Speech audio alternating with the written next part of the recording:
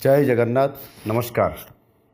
आपण माने जानती ओडिशा रे प्रथम थर पाई प्रवासी भारतीय दिवस अनुष्ठित होबाकू जाउछि। जनवरी 8 रु 10 तारिख पर्यंत विश्वर कोण अनुकोण रे रहुतबा भारतीय माने ओडिशा आसुछंती। अनेक वर्ष परे आम ओडिया माननक पाई एहा एक अपूर्व सुजोग।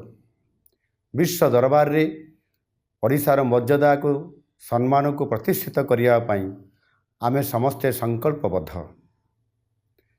यही 3 दिन पर्यंत समस्त अतिथि माने भुवनेश्वर रे रहिबे एवं अनेक पर्यटन स्थल को मध्य बुलिबाकू जिबे। तेणु मु आपण मान को निवेदन करुछि, आपण माने एही समय रे आमर प्रवासी अतिथि माननकू स्वागत करंतु और यथोचित सम्मान प्रदर्शन करंतु। सेमाने जेपरी अनुभव करिवे जे सारा ओडिशा समान को स्वागत करिया पाई प्रस्तुत रहिछि।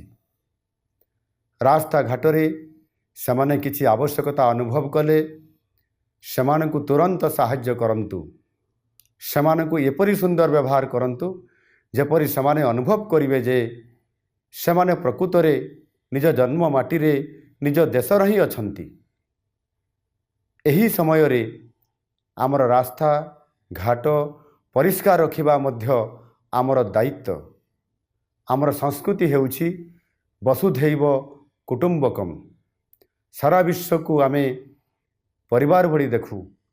प्रवासी माने तो सहजरे आम निजर।